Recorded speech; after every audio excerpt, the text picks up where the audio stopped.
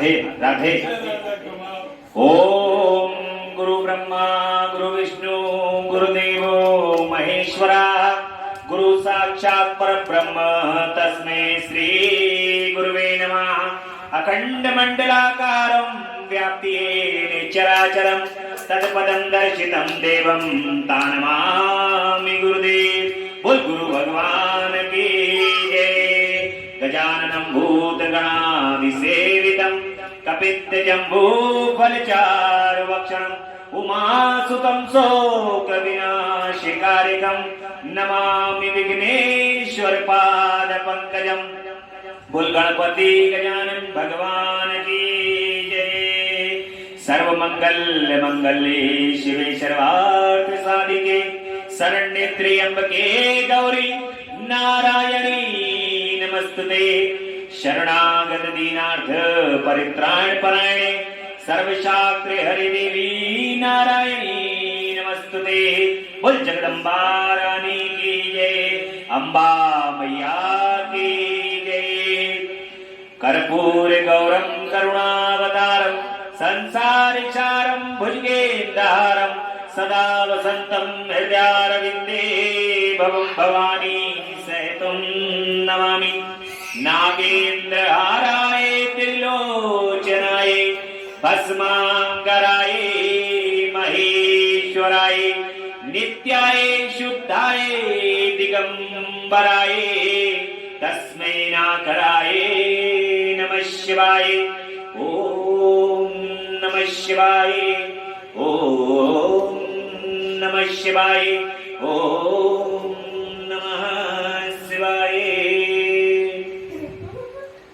भगवान श्री गुरुदेव की असीम अनुकंपा से, माता पिता के आशीर्वाद, आप सभी भक्तों के भाग्य के कारण, प्रेम श्रद्धा विश्वास और जगदम्बा अम्बा पराशक्ति की दसों दिशाओं से आने वाली कृपा, भूत भावन भोलेनाथ की असीम कृपा के कारण ही भगवान के साक्षात स्वरूप शिव पुराण की कथा का आज 38वां दिवस है।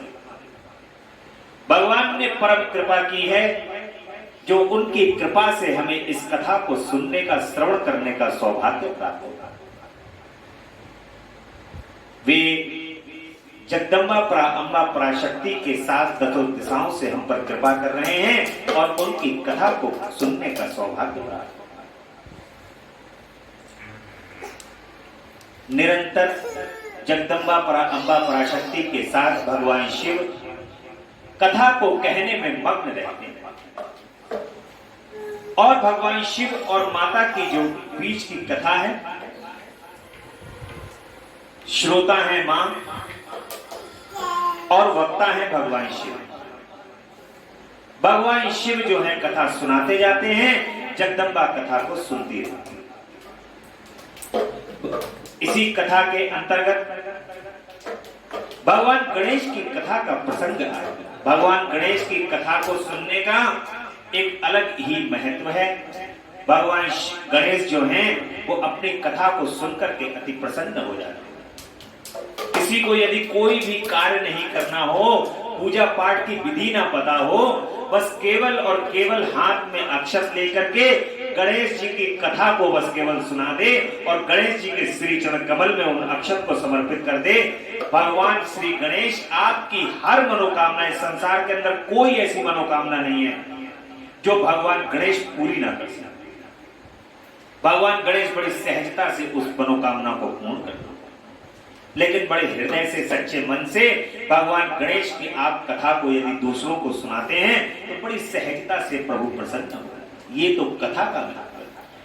जब जरा भगवान की बस केवल हमें कार्य क्या करना है, कार्य है भगवान की कथा को बैठ करके बस केवल प्रभु सुनना है। क्या करना है? सुनना। और इस कथा को जब हम सुन लेते हैं तो हमारे जीवन में बड़ा ही क्रांतिकारी परिवर्तन आता है। क्योंकि जो सुन लेता है, ऐसे भी संसार के अंदर कहावत है ना कि बोलने वाले से ज्यादा सुनने वाले का महत्व है। क्योंकि जो सुनता है उसके अंदर परिवर्तन आता है। सुनने वाले के अंदर परिवर्तन आएगा। वो ध्यान से किसी भी कथा को यदि सुन रहा है तो कथा को सुनने के बाद उसके अंदर ज्ञान आएगा कि मुझे किस प्रकार की पूजा विधि का प्रयोग करना चाहिए, कि अरे मैं तो अपने प्रभु के लिए ये भी नहीं कर पाता हूं, अरे मैं तो अपने प्रभु के लिए ये भी कार्य नहीं कर पाता, क्यों ना अब मैं ऐसा करूं। कथा को सुनने के बाद ही आपके अंदर ये परिवर्तन आया है, कथा ने ही आपके अंदर ये परिवर्तन किया है, तो आप ये यकीन मानिए भगवान की ये कथा आपके लिए सर्व मंगलमयी होगी, सर्व मंगल को प्रदान करने वाली होगी। और इसी कथा के अंतर्गत कल हमने बड़ी सुंदर सी भगवान गणेश की कथा को सुना कि माता जो हैं वो किस प्रकार से भगवान गणेश को अपने मैल से उत्पन्न करती हैं और एक अपने गण बनाती हैं, और उन गण के लिए मां कहती हैं कि भगवान शिव के जो गण हैं वो हमारी सखियां हैं, इन सखियों का कहना नहीं मानते, मैं क्यों ना एक ऐसे गण की उत्पत्ति करूं कि जो मेरी सखियों का भी कहना माने और वो केवल मेरे लिए ही कार्य करे। गणेश भगवान की जब उत्पत्ति हो जाती है तो माता गणेश भगवान को द्वार पर अपने लगा देती हैं, द्वारपाल बना करके, और भगवान शिव आते हैं, उनसे वाद विवाद होता है। ये कथा तो आपने सुनी। और जगदम्बा की आप कथा को देखिए, कृपा को देखिए, अपनी कृपा से भगवान गणेश को गणेशों में सबसे अग्रणी बना देती है, यानी कि गणों में अग्रणी बना देती हैं और गणेशाध्यक्ष बना देती है, गणाध्यक्ष। ऐसी जगदम्बा की कृपा है, उनका सारा आशीर्वाद है और उनके ही आशीर्वाद से ये सारा कार्य। आज की कथा में स्वामी कार्तिक और गणेश की बाल लीला का हम यहाँ पर वर्णन सुनेंगे। बड़ा सुंदर प्रसंग है। देखिए, ये कथाएं जो हैं आपके जीवन में रोचक परिवर्तन कर देंगी। इन कथाओं से बड़ा रोचक परिवर्तन होगा जीवन के अंदर। दोनों का परस्पर विवाद के विषय में, और शिवजी द्वारा पृथ्वी परिक्रमा का आदेश, कार्तिकेय का प्रस्थान, गणेश का माता पिता की परिक्रमा करके उनसे पृथ्वी परिक्रमा स्वीकृत कराना, और विश्व रूप की सिद्धि और बुद्धि नामक दोनों कन्याओं के साथ गणेश जी का विवाह और उनसे क्षेम तथा लाभ नामक 2 पुत्रों की। ये समस्त संसार के अंदर जो मांगलिक कार्य हैं वो सभी मांगलिक कार्य भगवान गणेश के परिवार के द्वारा ही है। भगवान गणेश का जो परिवार है उसके द्वारा ही समस्त मांगलिक कार्य हैं। और जो गणेश भगवान की कथा को ध्यान पूर्वक सुनता है उसकी बुद्धि के अंदर भी वृद्धि होती, बुद्धि स्थिर होती। नारद जी ने पूछा, तात मैंने गणेश जी के जन्म संबंधी अनुपम वृतांत तथा परम पराक्रम से विभूषित उनका दिव्य चरित्र भी सुन लिया है। नारद जी कहते हैं कि प्रभु, हमने गणेश जी के जन्म की कथा तो सुन ली, अब मुझे केवल ये बताइए कि कौन सी घटना घटी, उसका वर्णन कीजिए, क्योंकि पिताजी शिव और पार्वती का उज्जवल यश महान आनंद प्रदान करने वाला। ब्रह्मा जी कहते हैं कि मुनिश्रेष्ठ, तुम तो बड़े कारुणिक हो, तुमने बड़ी उत्तम बात पूछी है। ऋषि सप्तम, अच्छा अब मैं उसका वर्णन करता हूं, तुम ध्यान लगाकर सुनो। विपेंद्र, शिव और पार्वती अपने दोनों पुत्रों की बाल लीला देख देख कर महान प्रेम से मग्न रहने लगे। पुत्रों का लाड़ प्यार करने के कारण माता पिता का सुख दिनों दिन बढ़ता जा रहा था और वे दोनों कुमार प्रीति पूर्वक आनंद के साथ तरह तरह की लीला करते हैं।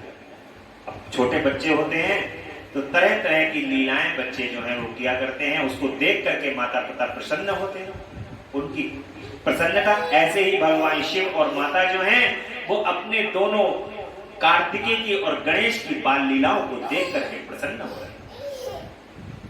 मुनीश्वर, वे दोनों बालक स्वामी कार्तिक और गणेश भक्ति पूर्वक पूरी चित्त से सदा माता पिता की परिचर्या किया करते थे। इससे माता पिता का महान स्नेह सटमुख और गणेश पर शुक्ल पक्ष के चंद्रमा की भांति दिनों दिन बढ़ता ही रहता है।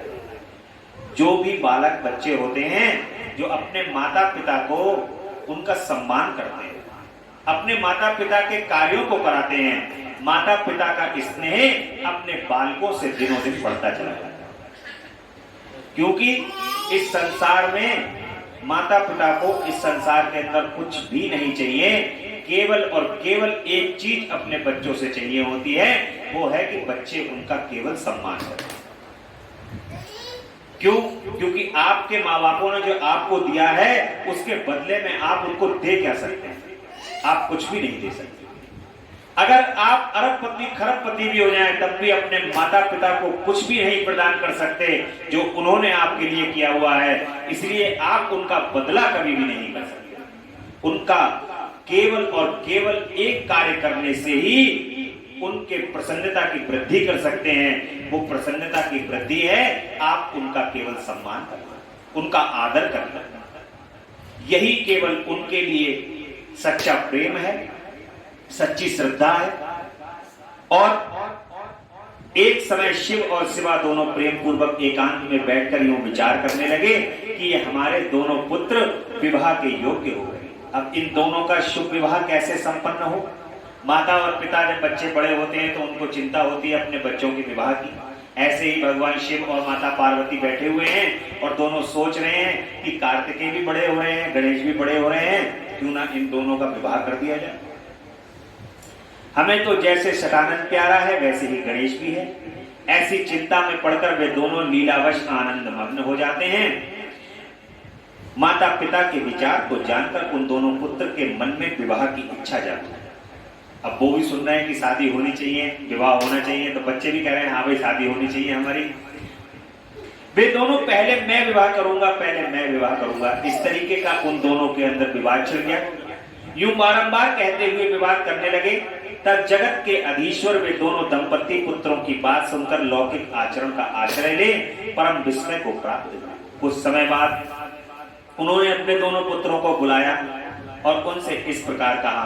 माता पार्वती और भगवान शिव कहते हैं कि सुपुत्रों, हम लोगों ने पहले से ही एक ऐसा नियम बना रखा है जो तुम दोनों के लिए सुखदायक होगा। अब हम यथार्थ रूप से उसका वर्णन करते हैं, तुम लोग प्रेम पूर्वक सुनो। प्यारे बच्चों, हम तो तुम दोनों, हमारे लिए तो तुम दोनों पुत्र प्यारे हो, किसी पर विशेष प्रेम हो ऐसी बात नहीं है। अतः हमने तुम लोगों के विवाह के विषय में एक ऐसी शर्त बनाई है जो दोनों के लिए कल्याणकारी है। वह शर्त यह है कि जो सारी पृथ्वी की परिक्रमा करके पहले लौट आएगा उसी का शुभ विवाह पहले होगा। भगवान शिव और माता पार्वती गणेश जी से और कार्तिकेय जी से एक शर्त रख देते हैं। और वो शर्त क्या रखते हैं? वो शर्त रखते हैं कि जो सबसे पहले पृथ्वी का चक्कर लगा करके आएगा उसी का सबसे पहले विवाह होगा।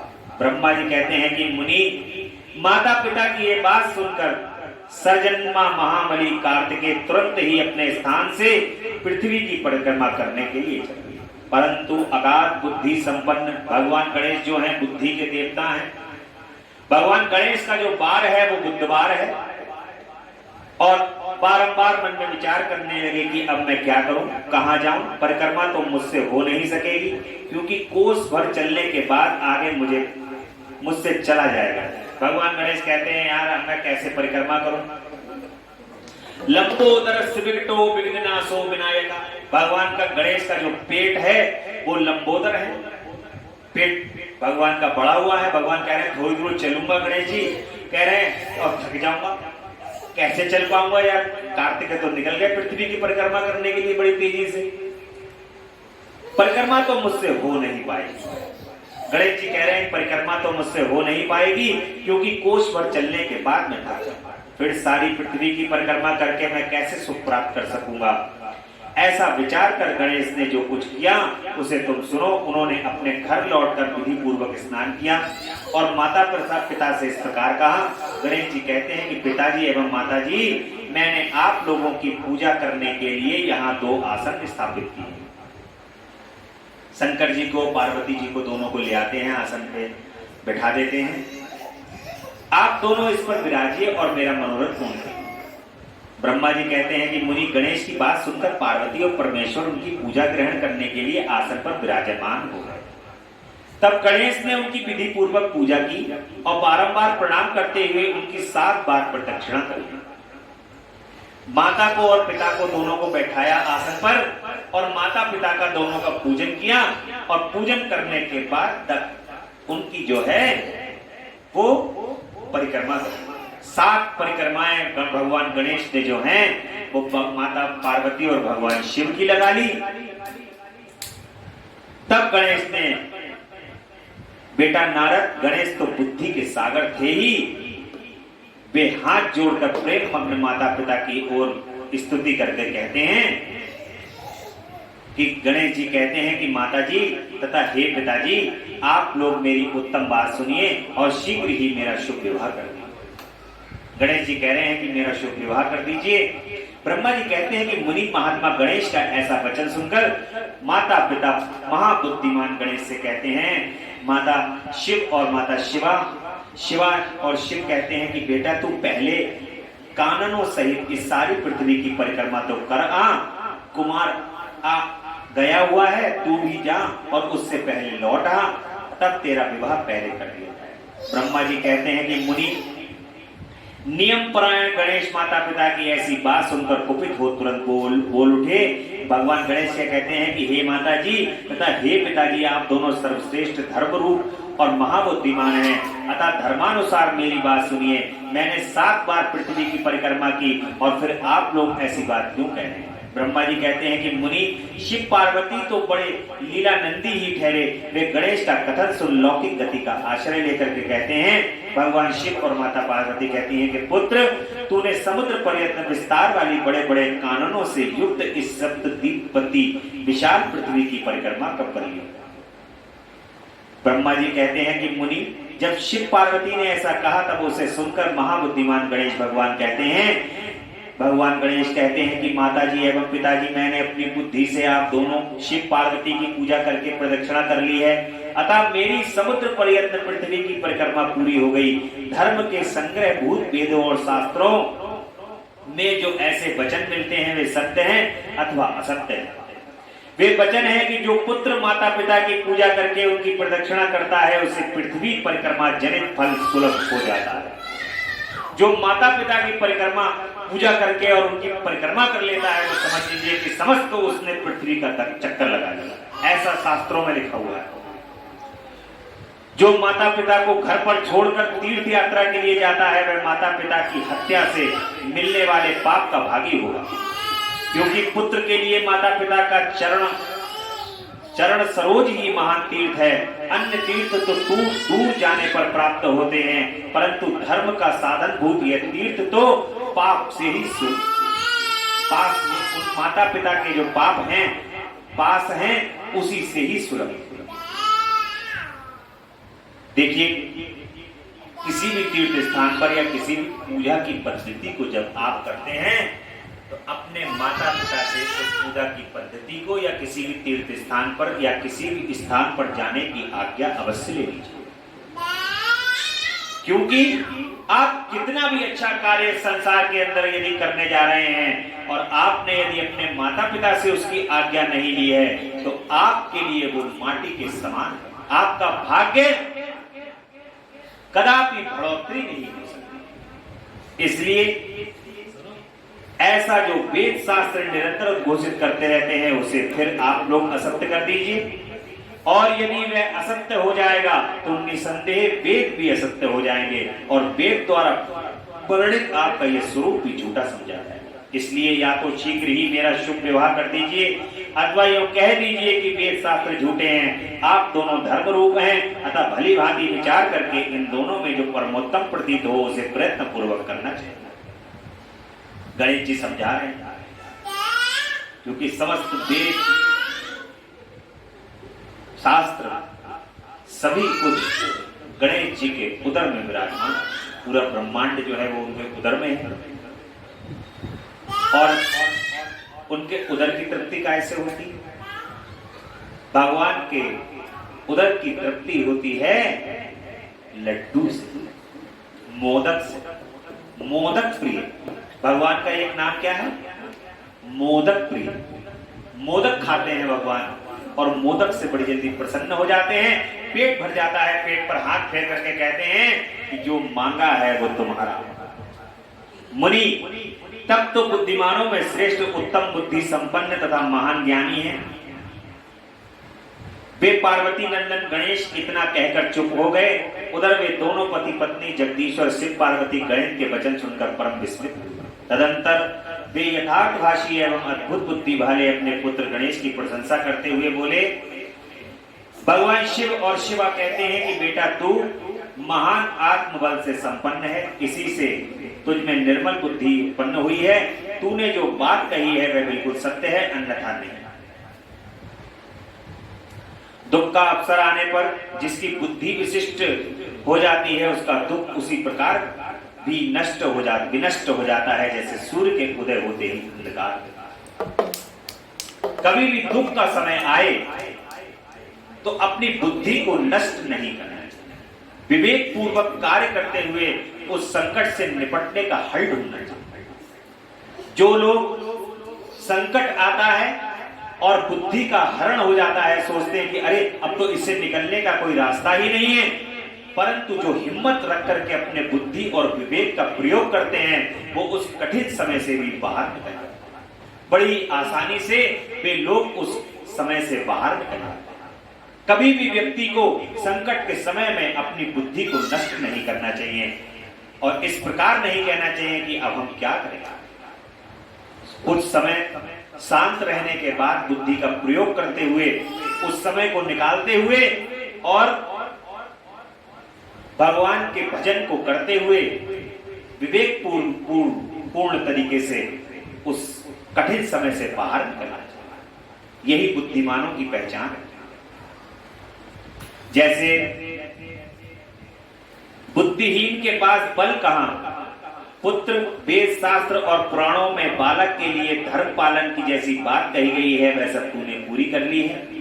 तूने तो बात की है वह दूसरा कौन कर सकता है। हमने तेरी बात मान ली, अब इसके विपरीत नहीं करेंगे। माता पिता दोनों कहते हैं कि हमने भगवान गणेश तुम्हारी बात मान ली है, इसके विपरीत कुछ भी नहीं करें। ब्रह्मा जी कहते हैं कि नारद यूं कहकर उन दोनों ने बुद्धि सागर गणेश को सांत्वना दी और फिर वे उनके विवाह के संबंध में उत्तम विचार करने लगे। इसी समय जब प्रसन्न बुद्धि वाले प्रजापति विश्वरूप को शिव जी के उद्योग का पता चला तब उस पर विचार करके उन्हें परम सुख प्राप्त हुआ। उन प्रजापति विश्वरूप के दिव्य रूप संपन्न एवं सर्वांग शोभना दो सुंदर कन्याएं थी जिनका नाम सिद्धि और बुद्धि था। भगवान शंकर और गिरिजा ने उन दोनों के साथ हर्षपूर्वक गणेश भगवान का विवाह संस्कार संपन्न कराया। उस विवाह के अवसर पर संपूर्ण देवता प्रसन्न होकर पधारे। उस समय शिव और पार्वती का जैसा मनोरथ था उसी के अनुसार विश्वकर्मा ने वह विवाह किया। उसे देखकर ऋषियों तथा देवताओं को परम हर्ष प्राप्त हुआ। मुनि गणेश को उन दोनों पत्नियों के मिलने से जो सुख प्राप्त हुआ उसका वर्णन नहीं किया। कुछ काल के पश्चात महात्मा गणेश के उन दोनों पत्नियों से दो दिव्य पुत्र उत्पन्न हुए। उनमें गणेश पत्नी सिद्धि के गर्भ से क्षेम नामक पुत्र पैदा हुए और बुद्धि के गर्भ से जिस परम सुंदर पुत्र ने जन्म लिया उनका नाम लाभ था। यानी कि शुभ और लाभ नाम के दो पुत्र भगवान गणेश के उत्पन्न हुए। इस प्रकार जब गणेश अचिंत्य सुख भोग करते हुए निवास करने लगे तब दूसरे पुत्र स्वामी कार्तिक पृथ्वी की परिक्रमा करते। उस समय नारद ने आकर कुमार स्कंद को सब समाचार सुनाया।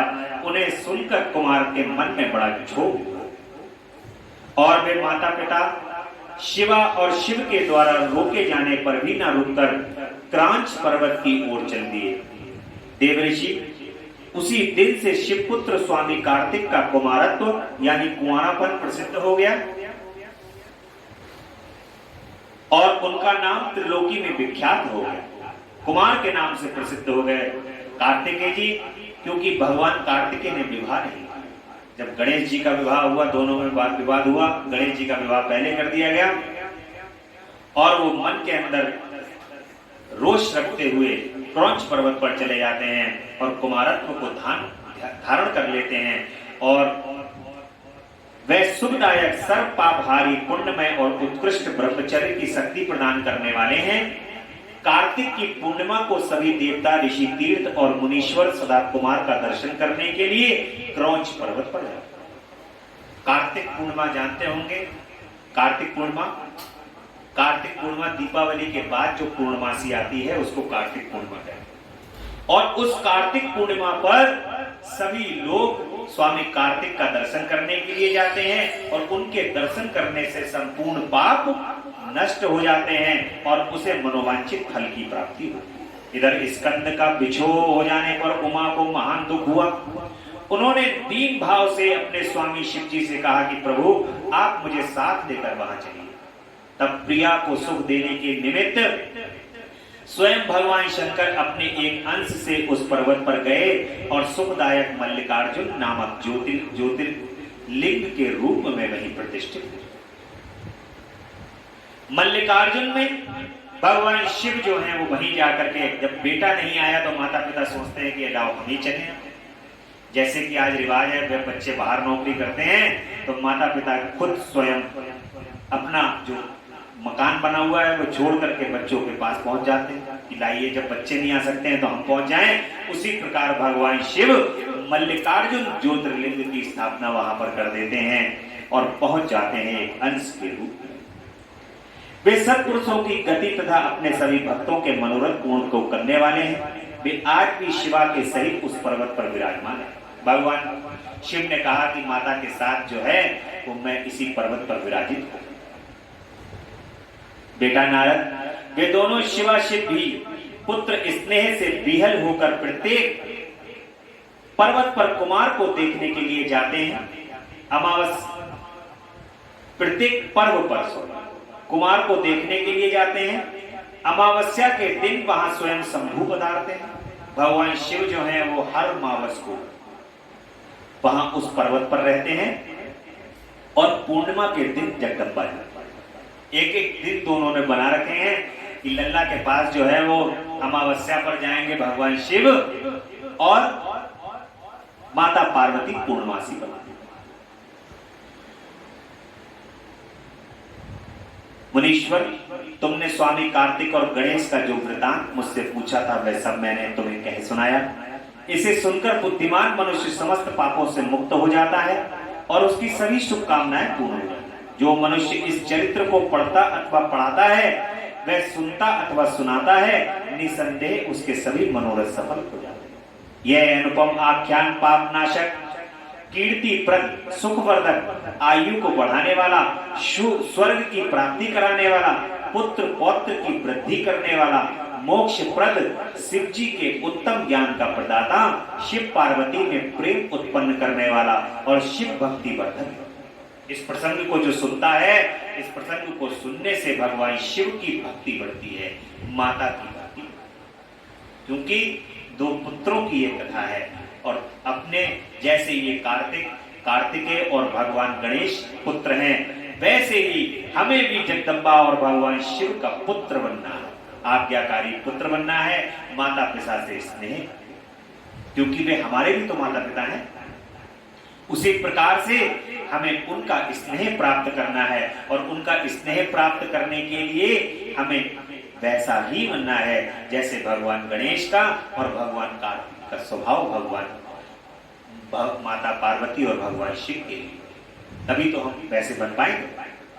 और ये कल्याणकारक शिव जी के अद्वैत ज्ञान का दाता और सदा शिवमय है, अतः मोक्ष कामना एवं निष्काम भक्तों को सदा इसका श्रवण करना चाहिए।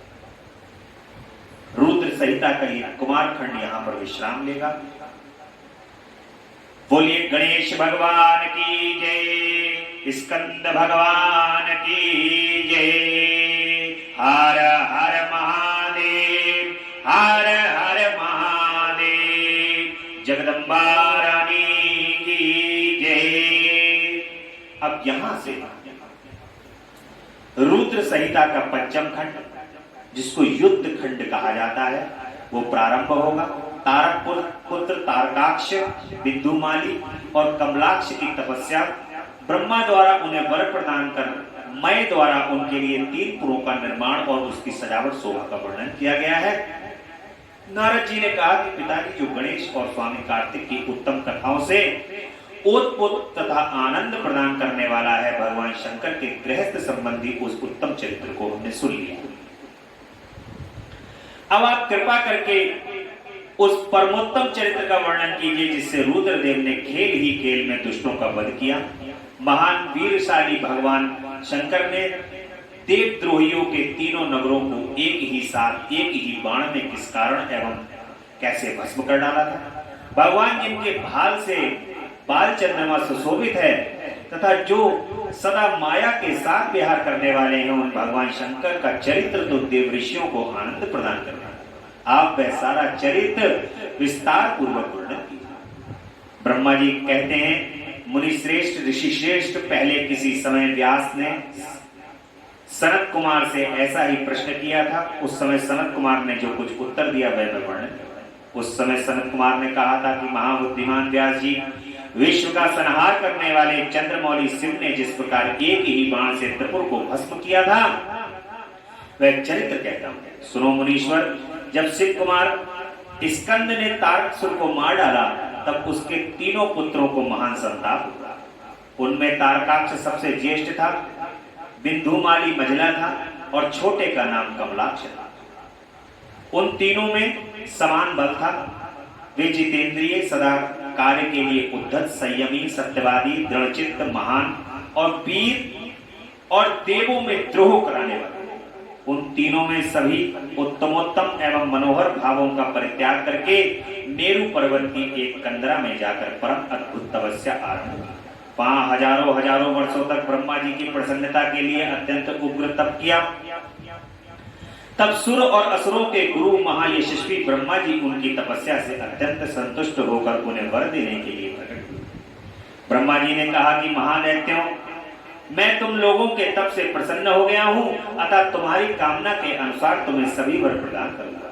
देवद्रोहियों, मैं सबकी तपस्या के फलदाता और सर्वदा सब कुछ करने में समर्थ हूं, अतः बताओ तुम लोगों ने इतना घोर तप किस लिए किया।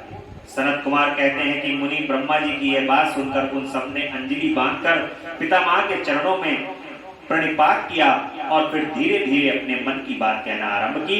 दैत्य कहते हैं कि देवेश, यदि आप हम पर प्रसन्न हैं और हमें वर देना चाहते हैं तो ये वर दीजिए कि समस्त प्राणियों में हम सबके लिए अवध्य हो जाए। जगन्नाथ, आप हमें स्थिर कर दें और हमारे जरा, रोग आदि सभी शत्रु नष्ट हो जाएं तथा कभी भी मृत्यु हमारे समीप न फटके। हम लोगों का ऐसा विचार है कि हम लोग अजर अमर हो जाएं और त्रिलोकी में अन्य सभी प्राणियों को मौत के घाट उतारा दें।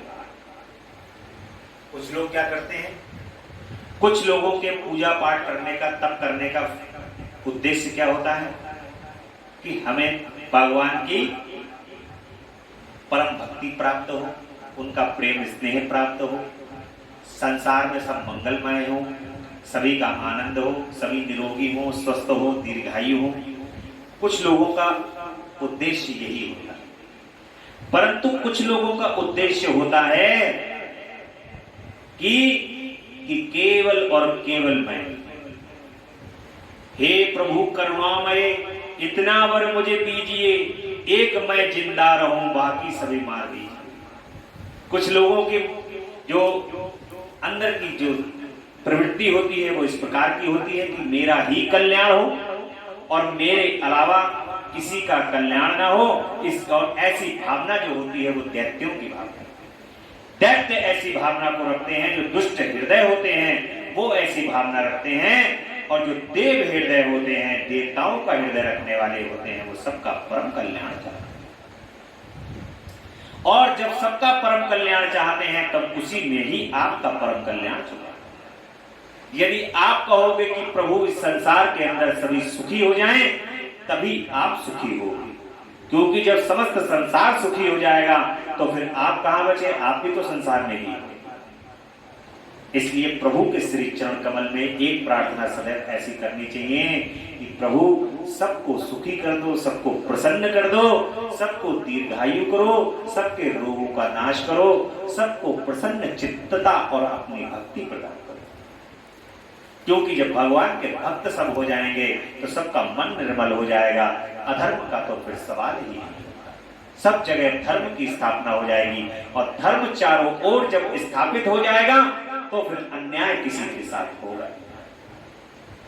इसलिए सर्वदा प्रभु के श्री चरण कमल में हमें यही प्रार्थना करनी चाहिए। सनत कुमार जी कहते हैं कि महर्षि उन तपस्वी दैत्यों की ये बात सुनकर ब्रह्मा अपने स्वामी गिरिशाई भगवान शंकर का ध्यान कर करके कहते हैं कि असुरों, अमृत को सभी को नहीं मिल सकता, अतः तुम लोग अपना यह विचार छोड़ दो, इसके अतिरिक्त अन्य कोई वर जो तुम्हें रुचता हो मांग लो, क्योंकि दैत्यों इस भूतल पर जहां कहीं भी जो प्राणी जन्मा है अथवा जन्म लेगा वह जगत में अजर अमर नहीं हो सकता। इसलिए पाप रहित असुरों, तुम लोग स्वयं अपनी बुद्धि से विचार करके मृत्यु की वंचना करते हुए कोई ऐसी दुर्लभ एवं दुस्साध्य वर मांग लो जो देवता और असुरों के लिए असत्य हो। उस प्रसंग में तुम लोग अपने बल का आश्रय लेकर पृथक पृथक अपने मरण में किसी हेतु को मांग लो जिससे तुम्हारी रक्षा हो जाए और मृत्यु तुम्हें वर्ण न कर सके। सनत कुमार जी कहते हैं कि महर्षि ब्रह्मा जी के ऐसे वचन सुनकर दो बड़े घड़ी तक वो ध्यान करते रहे।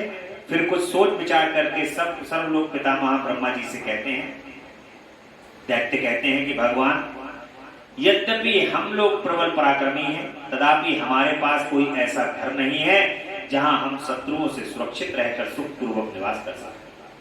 अतः आप हमारे लिए ऐसे 3 नगरों का निर्माण करा दीजिए जो अत्यंत अद्भुत और संपूर्ण संपत्तियों से संपन्न हो तथा देवता जिनका प्रदर्शन न कर सके।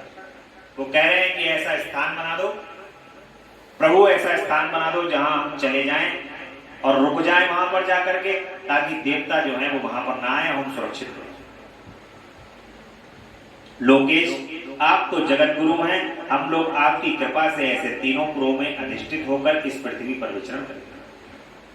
इसी बीच तारकाक्ष ने कहा कि विश्वकर्मा मेरे लिए जिसका नगर निर्माण करें वह स्वर्णमय हो और देवता भी उसका भेदन न कर सके। तत्पश्चात कमलाक्ष ने चांदी के बने हुए अत्यंत विशाल नगर की याचना की और बिंदुमाली ने प्रसन्न होकर वज्र के समान कठोर लोहे का बना हुआ बड़ा नगर मांगा।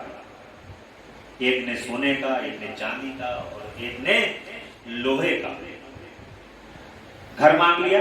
ये तीनों पूर्व मध्याह्न के समय अभिजीत मुहूर्त में चंद्रमा के पुख नक्षत्र पर स्थित होने पर एक स्थान पर मिला करें और आकाश में नीले बादलों पर स्थिर होकर क्रमशः एक के ऊपर एक रहते हुए लोगों की दृष्टि से ओझल रहे। फिर पुष्करावर्त नामक काल मेघों के वर्षा करते समय 1 सहस्त्र वर्ष के बाद ये तीनों नगर परस्पर मिले और एक ही भाव को प्राप्त हो, अन्यथा नहीं। उस समय कृत्तिवासा भगवान शंकर जो बैर भाव से रहित सर्वदेवमय और सबके देव हैं, लीला पूर्वक संपूर्ण सामग्रियों से युक्त एवं असंभव रथ पर बैठकर एक अनोखे बाणों से हमारे पुरों का भेदन करें। किंतु भगवान शंकर सदा हम लोगों के वंदनीय, पूज्य और अभिवादन के पात्र हैं, अतः वे हम लोगों को कैसे भस्म करेंगे? मन में ऐसी धारणा करके हम ऐसे दुर्लभ वर को मांग रहे हैं। शरद कुमार जी कहते हैं कि व्यास जी, उन दैत्यों का यह कथन सुनकर सृष्टि करता लोक पितामह ब्रह्मा ने भगवान शिव का स्मरण करके उनसे कहा कि अच्छा ऐसा ही होगा। फिर मय को भी आज्ञा देते हुए उन्होंने कहा कि हे मय, तुम सोने चांदी और लोहे के 3 नगर बना दो, जो यम को आदेश देकर ब्रह्मा जी उन तारक पुत्रों को देखते देखते अपने धाम स्वर्ग को चले गए।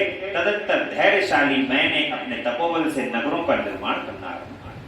उसने तारकाक्ष के लिए स्वर्णमय, कमलाक्ष के लिए रजतमय और बिंदुमाली के लिए लोहमय, यूं 3 प्रकार के उत्तम दुर्ग तैयार किए। वे पूर्व क्रमशः स्वर्ग, अंतरिक्ष और भूतल पर निर्मित हुए। असुरों के हित में तत्पर रहने वाले मैं इन तीनों पुरों को तारकाक्ष आदि असुरों के हवाले करके स्वयं ही उसी में प्रवेश कर गया। इस प्रकार उन तीनों पुरों को पाकर महान पराक्रम से संपन्न वे तारकासुर के पुत्र उनमें प्रविष्ट हुए और समस्त भोगों का उपभोग करते। वे नगर कल्प वृक्षों से व्याप्त तथा हाथी घोड़ों से संपन्न थे। उनमें मणि निर्मित जालियों से आच्छादित बहुतेरे महल बने हुए थे। वे पद्मराग के बने हुए एवं सूर्य मंडल के समान चमकीले विमानों से जिनमें चारों ओर दरवाजे लगे थे शोभायमान। कैलाश शिखर के समान ऊंचे तथा चंद्रमा के समान उज्जवल दिव्य प्रसादों तथा गोपुरों से उनकी अद्भुत शोभा हो रही थी। वे अप्सराओं, गंधर्वों, सिंधुओं और चरणों से खचाखच भरे हुए थे। प्रत्येक महल में शिवालय तथा अग्निहोत्रशाला की प्रतिष्ठा हुई थी। उनमें शिव भक्ति परायण साक्षात ब्राह्मण सदा निवास करते थे। वे बावली, कूप, तालाब और बड़ी बड़ी तलैयों से वहां समूह के समूह स्वर्ग से च्युत हुए वृक्षों से युक्त उद्यानों और वनों से सुशोभित। बड़ी बड़ी नदियों और नदों और छोटी छोटी सरिताओं से जिनमें कमल खिले हुए थे उनकी शोभा और बढ़ गई थी। उनमें संपूर्ण कामनाओं को पूर्ण करने वाले अनेकों फलों के भार से लदे हुए वृक्ष लगे थे, जिनमें वे नगर विशेष मनोहर लगते थे। वे झुंड के झुंड मदमत्त गजरों से, सुंदर घोड़ों से, नाना प्रकार के आकार प्रकार रथ एवं शिविकाओं से अलंकृत थे। उनमें समयानुसार पृथक पृथक क्रीड़ा मंडल बने थे और वेदाध्ययन की पाठशालाएं भी भिन्न भिन्न निर्मित हुई थी। वे पापी पुरुषों के लिए मन वाणी से भी अगोचर थे। उन्हें सदाचारी पुण्यशील महात्मा ही देख सकते थे। पति सेवा परायण तथा कुधर्म से विमुख रहने वाली पतिव्रता नारियों ने उन नगर के उत्तम स्थलों को सर्वत्र पवित्र कर रखा। उनमें महाभाग सूरवीर, दैत्य और श्रुति स्मृति के अर्थ के तत्वज्ञ एवं स्वधर्म परायण ब्राह्मण अपनी स्त्रियों तथा पुत्रों के साथ निवास करते। उसमें मैं द्वारा सुरक्षित ऐसे सुदृढ़ पराक्रमी वीर भरे हुए थे, जिनके केस नील कमल के समान नीले और घुंघराले थे।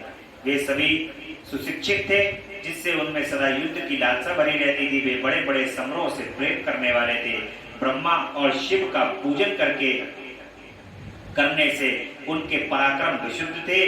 वे सूर्य, मदरुगण और महेंद्र के समान बली थे और देवताओं के मथन करने वाले थे। वेदों, शास्त्रों और पुराणों में जिन जिन धर्मों का वर्णन किया गया है, वे सभी धर्म और शिव के प्रेमी देवता वहां चारों ओर व्याप्त थे।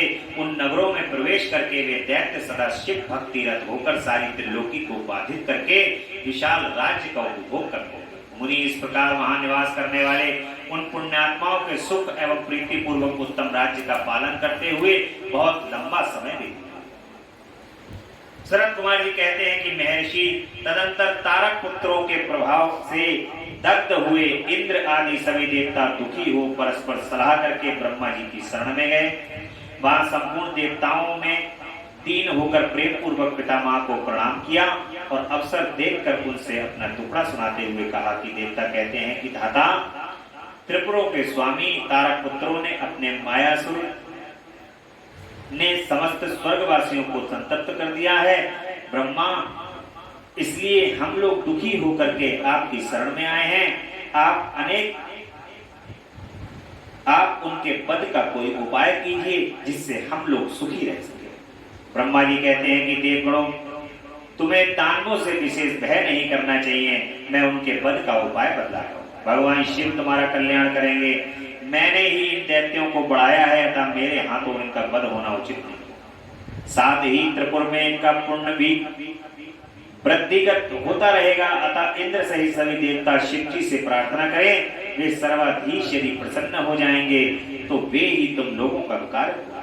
सनत कुमार कहते हैं कि व्यास जी ब्रह्मा जी की यह वाणी सुनकर इंद्र सहित सभी देवता दुखी हो उस स्थान पर गए जहां वृषभध्वज भगवान शिव आसीन थे। तब उन सब ने अंजलि बांधकर देवेश्वर शिव को भक्ति पूर्वक प्रणाम किया और कंधा झुकाकर लोगों के कल्याण करता भगवान शंकर का स्तंभन किया। मुनि इस प्रकार नाना प्रकार के दिव्य स्तोत्रों द्वारा त्रिशूलधारी परमेश्वर की स्तुति करके स्वार्थ साधन में निपुण इंद्र आदि देवताओं ने दीन भाव से कंधा झुकाए हुए हाथ जोड़कर प्रस्तुत स्वार्थ को निवेदन करना आरंभ किया। देवता कहते हैं कि महादेव तारक के पुत्र तीनों भाइयों ने मिलकर इंद्र सहित समस्त देवताओं को परास्त कर दिया है। भगवान, उन्होंने त्रिलोकी को तथा मुनीश्वरों को अपने अधीन कर लिया है और संपूर्ण सिद्ध स्थानों को नष्ट करके सारे जगत को उत्पीड़ित कर दिया। वे दारुण दैत्य समस्त यज्ञ भागों को स्वयं ग्रहण करते हैं। उन्होंने ऋषि धर्म का निवारण करके अधर्म का विस्तार कर रखा है। शंकर निश्चय ही वे तारक पुत्र समस्त प्राणियों के लिए अवध्य हैं, इसलिए वे स्वेच्छा अनुसार सभी कार्य करते हैं। प्रभु, ये त्रिपुर निवासी दारुणा दैत्य जब तक जगत का विनाश न कर डाले, उसके पहले ही आप किसी ऐसी नीति का विधान करें जिससे इनकी रक्षा हो सके। सनत कुमार कहते हैं कि यो भाषण करते हुए उन स्वर्गवासी इंद्रादि देवों की बात सुनकर भगवान शिव उत्तम उत्तर देते हुए कहते हैं कि भगवान शिव कहते हैं कि देवगण इस समय वे त्रिपुराधीश महान पुण्य कार्यों में लगे हुए हैं। ऐसा नियम है जो पुण्य आत्मा हो उस पर विद्वानों को किसी भी प्रकार का प्रहार नहीं करना चाहिए। मैं देवताओं के सारे महान कष्टों को जानता हूं, फिर भी वे दैत्य बड़े प्रबल हैं, अतः देवता और असुर मिलकर भी उसका वध नहीं कर सकते। वे तारक पुत्र सबके सब पुण्य संपन्न हैं, इसलिए उन सभी त्रिपुरवासियों का वध दुस्साध्य है। यद्यपि मैं रणकर्कश हूं, तथापि जानबूझकर मैं मित्र द्रोह कैसे कर सकता हूं? क्योंकि पहले किसी समय ब्रह्मा जी ने कहा था कि मित्र द्रोह से बढ़कर दूसरा कोई बड़ा पाप नहीं। सत्पुरुषों ने ब्रह्म हत्यारे, शराबी, चोर तथा व्रत भंग करने वाले के लिए प्रायश्चित का विधान किया है, परंतु कृतज्ञ के उद्धार का कोई उपाय नहीं। देवताओं, तुम लोग भी तो धर्मज्ञ हो, अतः धर्म दृष्टि से विचार करके तुम ही बताओ कि जब वे दैत्य मेरे भक्त हैं तथा मैं उन्हें कैसे मार सकता। इसलिए अमरो, जब तक वे दैत्य मेरी भक्ति में तत्पर हैं तब तक उनका वध असंभव है। तथापि तुम लोग विष्णु के पास जाकर उनसे एक कारण निवेदित करो।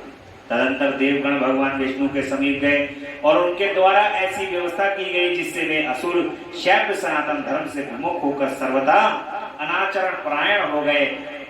वैदिक धर्म का नाश होने से वहां स्त्रियों ने पातिव्रत धर्म छोड़ दिया, पुरुष इंद्रियों के वश में हो गए, स्त्री पुरुष सभी दुराचारी हो गए। देवाराधन, श्राद्ध, यज्ञ, व्रत, तीर्थ, शिव, विष्णु, सूर्य, गणेश आदि का पूजन, स्नान, दान आदि सभी शुभ आचरण नष्ट हो गए। तब माया तथा लक्ष्मी उन पुरों में जा पहुंची। तब से प्राप्त लक्ष्मी वहां से चली गई और इस प्रकार वहां अधर्म का विस्तार हुआ। मुनि तब स्वेच्छा से भाइयों सहित उन दैत्य राज की तथा मय की भी शक्ति कुंठित हो गई। देखिए, धर्म चला, धर्म रक्षा करे हुए था और जरा सी देर में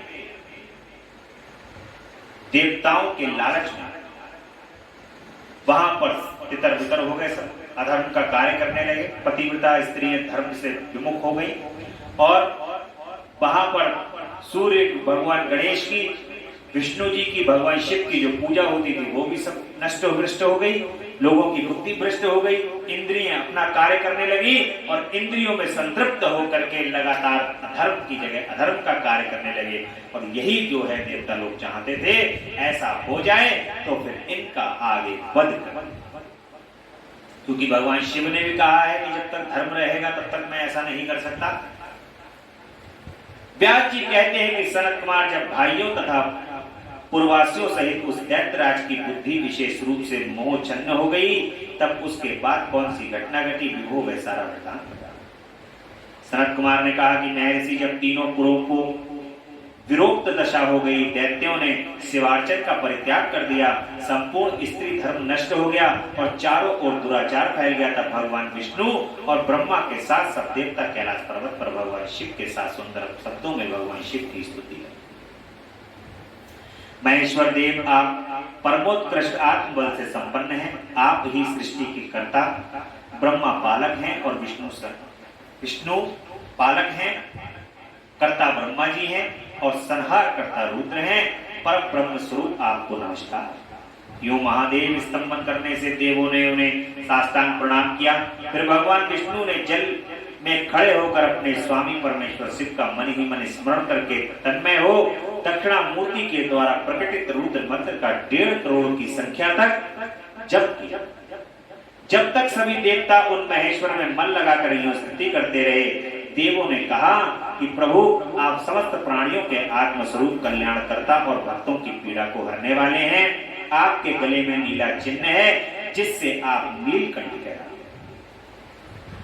आप त्रिधूप एवं प्रचेता हैं। आप रुद्र को हमारा प्रणाम है। असुर निकंदन, आप ही हमारी सारी आपत्तियों का निवारण करने वाले हैं, अतः सदा से आप ही हमारी गति हैं और आप ही सर्वदा हम लोगों के बंधु। आप सबके आदि हैं और आप ही अनादि भी हैं, आप ही आनंद स्वरूप हैं। अव्यय प्रभु प्रकृति पुरुष के भी साक्षात सृष्टा और जगदीश्वर है। आप ही रजोगुण सतोगुण और तमोगुण के आश्रय से ब्रह्मा विष्णु और रुद्र होकर जगत के कर्ता एवं भर्ता और संहार बनते हैं। आप ही इस भव सागर से तारने वाले हैं। आप समस्त प्राणियों के स्वामी, अविनाशी वरदाता, वांगमय स्वरूप, वेद प्रतिपाद्य और वाचकता के रहित, योग वेत्ता योगी आप ईशान से मुक्ति की याचना करते हैं। आप योगियों के हृदय कमल की कर्णिका पर विराजमान रहते हैं। वेद और संतजन कहते हैं कि आप पर ब्रह्म स्वरूप हैं, तत्व रूप हैं, तेजो राशि और परात्पर सर्व, आप सर्वव्यापी, सर्वात्मा और त्रिलोकी के अधिपति हैं। भव इस जगत में जिसे परमात्मा कहा जाता है, वह आप ही हैं। जगत गुरु इस जगत में जिसे देखने, सुनने, स्तंभन करने तथा जानने योग्य बताया जाता है और जो अगुण भी सूक्ष्म तथा महान से भी महान है, वह आप ही है। आप चारों ओर हाथ पैर नेत्र सिर मुख कान और नाक वाले हैं, अतः आपको चारों ओर से नमस्कार है। सर्वव्यापी आप सर्वज्ञ सर्वेश्वर अनापरत और विश्व रूप हैं। आप विरूपाक्ष को सब ओर से अभिवादन है। आप सर्वेश्वर भावाध्यक्ष सत्यमय कल्याण करता अनुपमेय करोड़ों सूर्यों के समान प्रभावशाली हैं। आपको हम चारों ओर से दंडवत प्रणाम करते हैं। विश्वाराध्य अति अंत शून्य 26वें तत्व नियम कर रही एवं समस्त प्राणियों को अपने अपने कार्यों में प्रवृत्त करने वाले, आपको हमारा सब ओर से प्रणाम है। आप प्रकृति के भी प्रवर्तक, सबके प्रति पितामह और समस्त शरीर में व्याप्त हैं। आप परमेश्वर को हमारा नमस्कार है। श्रुतियों तथा श्रुति तत्व के ज्ञाता विप्न जन आपको वरदायक, समस्त भूतों में निवास करने वाला स्वयं भू और श्रुति तत्वज्ञ बतलाते हैं। नाथ, आपने जगत में अनेकों ऐसे कार्य किए हैं जो हमारी समझ से परे हैं, इसलिए देवता असुर ब्राह्मण और अनन्य स्थावर जंगम भी आपकी ही स्तुति करते हैं। हे शंभु, त्रिपुरवासी दैत्यों ने हमें प्राय नष्ट सा कर डाला है, अतः आप शीघ्र ही उन असुरों का विनाश करके हमारी रक्षा कीजिए। क्योंकि देव बल्लभ, हम देवों के एकमात्र आप ही गति हैं। परमेश्वर इस समय वे आपकी माया से मोहित हो गए हैं, अतः प्रभु वे भगवान विष्णु द्वारा बताई हुई युक्ति के चक्र में फंसकर सारा धर्म करना छोड़ बैठे। भक्तवत्सल, हमारे सौभाग्यवश इन समय उन दैत्यों ने संपूर्ण धर्मों का परित्याग कर दिया है और नास्तिक शास्त्र का आश्रय ले रखा है। शरणदाता, आप सदा से देवताओं का कार्य करते आए हैं, इसलिए आज भी हम लोग आपके शरणापन्न हुए हैं। अब आपकी जैसी इच्छा हो वैसा करें। सनत कुमार कहते हैं कि मुनीश्वर इस प्रकार महेश्वर का स्तंभन करके देवगण दीप भाव से अंजलि बांधकर सामने खड़े हो गए। उस समय उनके मस्तक झुके हुए थे। इस प्रकार जब सुरेंद्र आदि देवों ने महेश्वर की स्तुति की और विष्णु ने ईशान संबंधी मंत्र का जप किया, तब सर्वेश्वर भगवान शिव संपन्न हो गए, प्रसन्न हो गए और वृक्ष पर सवार हो वही प्रकट हो गए। उस समय पार्वती पति शिव का मन प्रसन्न था। उन्होंने नंदीश्वर की पीठ से उतरकर भगवान विष्णु का आलिंगन किया और फिर नंदी पर हाथ टेककर खड़े हो गए और संपूर्ण देवताओं की ओर कृपा भरी दृष्टि से देखकर गंभीर वाणी से श्री हरि से कहते हैं। भगवान शिव कहते हैं कि देव श्रेष्ठ, उन धर्मनिष्ठ दैत्यों के तीनों पुरों को मैं नष्ट कर डालूंगा, इसमें संशय नहीं है। परंतु वे महादैत्य मेरे भक्त थे और उनका मन सुदृढ़ रूप से मुझ में लगा रहता था। अतः यद्यपि इस समय उन्होंने ब्याज बस उत्तम धर्म का परित्याग कर दिया है,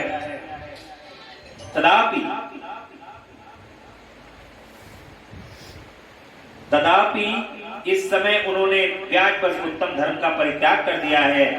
वे मेरे ही द्वारा मारने योग्य हैं। इसलिए जिन्होंने त्रिपुरवासी सारे दैत्य को धर्म भ्रष्ट करके मेरी भक्ति से विमुख कर दिया है, वे विष्णु अथवा अन्य कोई भी उन्हें नहीं मार। मुनीश्वर शंभु के ये वचन सुनकर उन समस्त देवताओं का तथा श्री हरि का भी मन उदास हो गया। जब सृष्टिकर्ता ब्रह्मा ने देखा कि देवताओं और विष्णु के मुख पर उदासी छा गई है, तब उन्होंने हाथ जोड़कर भगवान शिव से कहा। ब्रह्मा जी कहते हैं कि आप योग वेदताओं में श्रेष्ठ हैं परमेश्वर, परब्रह्म तथा सदा से देवों और ऋषियों की रक्षा की तत्पर रहते हैं। अतः आपका इस पाप आपका स्पर्श नहीं कर सकता। साथ ही आपके आदेश से ही तो उन्हें मोह में डाला गया। इसके प्रेरक तो आप ही हैं। इस समय अवश्य ही उन्होंने अपने धर्म का परित्याग कर दिया है और वे ही आपकी भक्ति से विमुख हो गए। तथापि सिवा आपके सिवा कोई दूसरा उनका वध नहीं कर सकता। देवों और ऋषियों के प्राण रक्षक महादेव साधुओं की रक्षा के लिए आपके द्वारा उन मिलेच्छकों का वध उचित है। आप तो राजा हैं, अतः राजाओं को धर्मानुसार पापियों का वध करने पर पाप नहीं लगता। इसलिए इस कांटे को उखाड़कर साधु ब्राह्मणों की रक्षा कीजिए। राजा यदि अपने राज्य तथा सर्वलोकाधिपत्य को स्थिर रखना चाहता है तो उसे अपने राज्य में एवं अन्यत्र भी ऐसा ही व्यवहार करना चाहिए। इससे आप देवगणों की रक्षा कीजिए, उद्धत हो जाइए, विलंब मत कीजिए।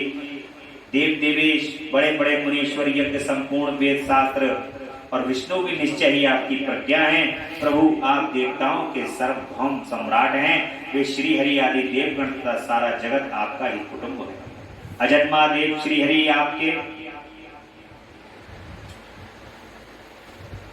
आपके युवराज हैं और मैं ब्रह्मा आपका पुरोहित हूँ तथा आपकी आज्ञा का पालन करने वाले शुक्र राजकर्म संभालने वाले मंत्री हैं। सर्वेश अन्य देवता भी आपके शासन के नियंत्रण में रहकर सदा अपने अपने कार्य में तत्पर है। यह बिल्कुल सत्य है। सनत कुमार कहते हैं कि व्यास जी, ब्रह्मा की यह बात सुनकर सुरपालक परमेश्वर शिव का मन प्रसन्न हो गया। तब उन्होंने ब्रह्मा जी से कहा, भगवान शिव कहते हैं कि ब्रह्मा, यदि आप मुझे देवताओं का सम्राट बतला रहे हैं तो मेरे पास उस पद के योग्य कोई भी सामग्री तो है ही नहीं जिसमें मैं उस पद को ग्रहण कर सकूं, क्योंकि ना तो मेरे पास कोई महान दिव्य रथ है, ना उसके उपयुक्त सारथी है और न संग्राम में विजय दिलाने वाले वैसे धनुष बाण ही हैं कि जिन्हें लेकर मैं मनो योग पूर्वक संग्राम में उन प्रबल दैत्यों का वध कर सकता। यूं कहकर वे चुप हो गए, परंतु शिव जी को शीघ्र प्रस्तुत होते न देखकर समस्त देवता कश्यप आदि ऋषि अत्यंत व्याकुल तथा दुखी हो गए। तब भगवान हरि ने उनसे कहा, भगवान विष्णु कहते हैं कि देवों तथा मुनियों, तुम क्यों दुखी हुए हो? तुम्हें अपने सारे दुखों का परित्याग कर देना चाहिए। अब तुम सब लोग आदर पूर्वक मेरी बात सुनो। देवगण, तुम ही लोग विचार करो कि महान पुरुषों की आराधना सुख साध्य नहीं होती। जैसे मैंने ऐसा सुना है कि महादार धन से पहले महान कष्ट झेलना पड़ता है, पीछे भक्त की दृढ़ता देखकर इष्ट देव अवश्य प्रसन्न होते, परंतु शिव तो समस्त गणों के अध्यक्ष तथा परमेश्वर हैं। ये तो आशुतोष ही ठहरे। अतः पहले ओम का उच्चारण करके फिर नमः का प्रयोग करें, फिर शिवाय कहकर 2 बार शुभम का उच्चारण करें, उसके बाद 2 बार कुरु का प्रयोग करके फिर शिवाय नमः ओम जोड़ दें। ऐसा करने से ओम नमः शिवाय शुभम शुभम कुरु कुरु शिवाय नमः ओम यह मंत्र बनता है। बुद्धि विशारदों, यदि तुम लोग शिव की प्रसन्नता के लिए इस मंत्र का पुनः 1 करोड़ जप करोगे तो शिव जी अवश्य तुम्हारा कार्य पूर्ण करेंगे। मुनि प्रभावशाली श्री हरि ने ज्यों ही कहा तब सभी देवता पुनः शिव आराधन में लग गए। तत्पश्चात श्री हरि भी देवों तथा मुनियों के कार्य की सिद्धि हेतु शिव में मन लगाकर विशेष रूप से विधि पूर्वक जप में तत्पर। मुनि श्रेष्ठ, इधर देवगण धैर्य संपन्न हो बारंबार शिव शिव यों उच्चारण करते हुए 1 करोड़ जप करके सामने खड़े हो गए।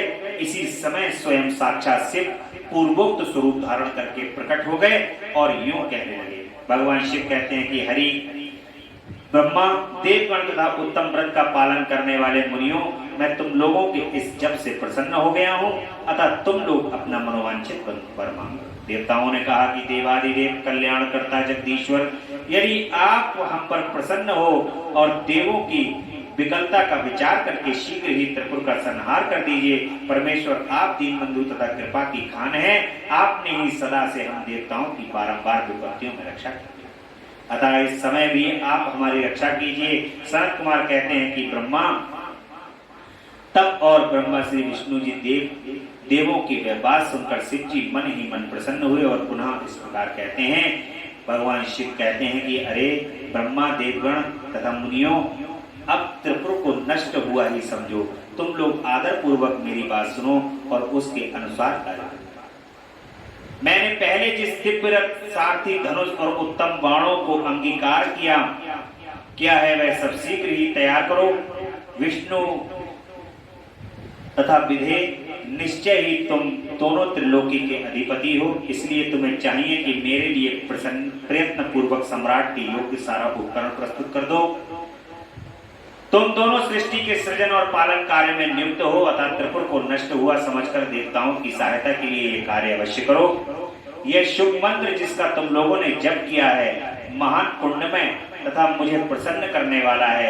यह भक्ति मुक्ति का दाता तथा संपूर्ण कामनाओं का पूरक और शिव भक्तों के लिए आनंदप्रद है। यह स्वर्गकामी पुरुषों के लिए धन, यश और आयु की वृद्धि करने वाला है तथा निष्काम के लिए मोक्ष तथा साधन करने वाले पुरुषों के लिए भक्ति मुक्ति का साधन है। जो मनुष्य पवित्र होकर सदा इस मंत्र का कीर्तन करता है, सुनता है तथा दूसरों को सुनाता है, उसकी सारी अभिलाषाएं पूर्ण हो जाती हैं। और ये मंत्र है ओम नमः शिवाय, शुभम शुभम कुरु कुरु शिवाय नमः। ओम नमः शिवाय, शुभम शुभम कुरु कुरु शिवाय नमः। ओम नमः शिवाय, शुभम शुभम कुरु कुरु शिवाय नमः। ओम नमः शिवाय, शुभम शुभम कुरु कुरु शिवाय नमः। ओम नमः शिवाय, शुभम शुभम कुरु कुरु शिवाय नमः। ओम नमः शिवाय, शुभम शुभम कुरु कुरु शिवाय नमः। ओम नमः शिवाय, शुभम शुभम कुरु कुरु शिवाय नमः। ओम नमः शिवाय, शुभम शुभम कुरु कुरु शिवाय नमः। ओम नमः शिवाय, शुभम शुभम कुरु कुरु शिवाय नमः। इस प्रकार से भगवान के जो इस मंत्र का उच्चारण करता है, भगवान शिव उसके समस्त मनोवांछित वरों को प्रदान करता है। और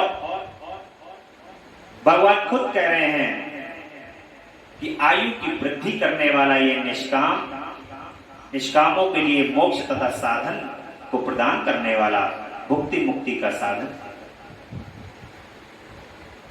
सनत कुमार जी कहते हैं कि मुनि परमात्मा शिव की ये बात सुनकर सभी देवता परम प्रसन्न हुए और ब्रह्मा तथा विष्णु को तो विशेष आनंद प्राप्त हुआ। उस समय विश्वकर्मा ने शिव के आज्ञानुसार विश्व के हित के लिए एक सर्वदेवमय तथा परम शोभन दिव्य रथ का निर्माण किया। व्यास जी ने कहा कि शैव प्रवर सनत कुमार जी, आपकी बुद्धि बड़ी उत्तम है, आप सर्वज्ञ हैं, तात आपने परमेश्वर शिव को जो कथा सुनाई है वह अत्यंत अद्भुत है। अब बुद्धिमान विश्वकर्मा ने शिव जी के लिए जिस देव में एवं परमोत्कृष्ट दिव्य रथ का निर्माण किया उसका वर्णन किया। सूत जी कहते हैं कि मुनि व्यास जी की यह बात सुनकर मुनीश्वर सनत कुमार शिव के चरण कमलों का स्मरण करके कहते हैं, महाबुद्धिमान मुनीश्वर व्यास ने शिव के पाद पद्मों का स्मरण करके अपनी बुद्धि के अनुसार रथ की निर्माण कथा का वर्णन करता। मुनि, हे प्रभु आप सुनो। तदंतर विश्वकर्मा ने रुद्रदेव के लिए बड़े यत्न से आदर पूर्वक सर्वलोक में दिव्य रथ की रचना की। वह सर्वसम्मत तथा सर्वभूत में रथ स्वर्ण का बना हुआ था। उसके दाहिने चक्र में सूर्य और वाम चक्र में चंद्रमा विराजमान थे। दाहिने चक्र में 12 अरे लगे हुए थे जिनमें 12 सूर्य प्रतिष्ठित थे और बायां पहिया 16 अरों से युक्त था जिसमें चंद्रमा की 16 कलाएं विराजमान थी। उत्तम व्रत का पालन करने वाले विपेंद्र, अश्वनी आदि सभी 27 नक्षत्र भी उस वाचन वाम चक्र की ही शोभा बढ़ा रहे थे। विप्र श्रेष्ठ 6 ऋतुएं उन दोनों पहियों की नेमी बनी हुई थी। अंतरिक्ष रथ का अग्रभाग हुआ और मंदरांचल में रथ पर बैठने का स्थान था। उदयांचल और अस्तांचल ये दोनों उस रथ के कुबर हुए। महामेरु अधिष्ठान हुआ और शाखा पर्वत उसके आश्रय प्रस्थान हुआ। संवत्सर उस रथ का वेग, उत्तरायण और दक्षिणायन दोनों लौह धारक मुहूर्त, बंधुर, रसा कलाएं और उसकी कीलें हुई, काष्ठाएं उसका घोड़ा, नासिका रूप अग्रभाग, छड़ अक्षदंड, निमेष अनुकर्ष और लव ईशा दंड हुए। धूलोक इस रथ का बरूथ, ऊपरी पर्दा, स्वर्ग और मोक्ष ध्वजाएं। अब ब्रह्म और कामधेनु जुए के अंतिम छोर पर स्थिर हुए। अव्यक्त उसका ईर्षा दंड और बुद्धि नटबल, अहंकार कोना और पंच महाभूत उसका बल। मुनिश्रेष्ठ इंद्रियां उसे चारों ओर से विभूषित कर रही थी और श्रद्धा उस रथ की चाल। उस समय वेदों के छयों अंग ही उसके भूषण और प्राण, न्याय मीमांसा धर्मशास्त्र भूषण हुए। संपूर्ण शुभ लक्षणों से युक्त बल संपन्न श्रेष्ठ मंत्र घंटा का स्थान संपन्न हुए और वर्ण तथा आश्रम उसके पास। सहस्त्र फलों से सुशोभित शेषनाग बंद रज्जु हुए और दिशाएं तथा उपदिशाएं उसके पास बनी। पुष्कर आदि तीर्थों से रत्न जटित स्वर्णमय पताकाओं का स्थान ग्रहण किया और चारों ओर समुद्र उस रथ के आच्छादन वस्त्र बना। गंगा आदि सभी श्रेष्ठ सरिताओं ने सुंदरी स्त्रियों का रूप धारण किया और समस्त आभूषणों से विभूषित हो हाथ में चमन ले यत्र तत्र स्थिर हो वे रथ की शोभा बढ़ाई। आवाह आदि साधो भाइयों ने स्वर्णमय उत्तम सोपान का काम संभाला। लोकालोक पर्वत उसके चारों ओर का उपसोपान और मानस आदि सरोवर उसके सुंदर बाहरी विपस्थान हुए। सारे वर्षांचल उसके चारों ओर के पाश बने और नीचे के लोगों के निवासी उस रस का तलभाग हुए। देवादिदेव भगवान ब्राह्मण लगाम पकड़ने वाले सारथी हुए और ब्रह्मा जी जो है वो लगान पकड़ने वाले सारथी हुए और ब्रह्म दैवत ओमकार उस ब्रह्मदेव का चाबुक हुआ। आकार ने विशाल छत्र का रूप धारण किया। मंद्रांचल पर्वत पांच भाग का दंड हुआ। शैलराज हिमालय धनुष और स्वयं नागराज शेष उसकी प्रतिज्ञा हुई। श्रुति रूपिणी सरस्वती देवी उस धनुष की घंटा हुई और महातेजस्वी विष्णु बाण तथा अग्नि उस बाण के नोक बने। मुनि चारों वेद उस रथ में जुतने वाले चार घोड़े कहे गए और इसके बाद शेष बची हुई ज्योतियां उन अवशेषों की भूषण हुई। विष से उत्पन्न हुई वस्तुओं से सेना का रूप धारण किया। वायु बाजा बजाने वाले और व्यास आदि मुख ऋषि वाह वाह। मुनीश्वर अधिक कहने से क्या लाभ, मैं संक्षेप में ही बतलाता हूँ कि ब्रह्मांड में जो कुछ वस्तु थी वह सब उस रथ में विद्यमान। इस प्रकार बुद्धिमान विश्वकर्मा ने ब्रह्मा और विष्णु की आज्ञा से उस शुभ रथ का तथा रथ सामग्री का निर्माण किया। सनत कुमार कहते हैं कि महर्षि इस प्रकार के महान दिव्य रथ में जो अनेक विद्य आश्चर्यों से युक्त था, वेद रूपी अश्वों को जोत कर ब्रह्मा ने उसे शिव को समर्पित कर दिया। शंभु को निवेदित करने के पश्चात जो विष्णु आदि देवों के सम्मानीय एवं त्रिशूल धारण करने वाले हैं, उन देवेश्वर की प्रार्थना करके ब्रह्मा जी ने उन्हें उस रथ पर चढ़ा दिया। तब महान ऐश्वर्यशाली सर्वदेव में शंभु रथ सामग्री से युक्त उस दिव्य रथ पर आरूढ़ हुए। उस समय ऋषि देवता गंधर्व नाग लोकपाल और ब्रह्मा विष्णु भी उनकी स्तुति करते। गान विद्या विशारद अप्सराओं के गण उन्हें घेरे हुए थे। सारथी के स्थान पर ब्रह्मा को देखकर उन वरदायक शंभु की विशेष शोभा हुई। लोक की सारी वस्तुओं से कल्पित उस रथ पर शिव जी चढ़ ही रहे थे कि वेद संभूत ने घोड़े सिर के बल भूमि पर गिर पड़े। पृथ्वी में भूकंप आ गया, सारे पर्वत डगमगाने लगे। सहसा शेषनाग शिव जी का भार न सह सके, आतुर होकर कांप रहे थे।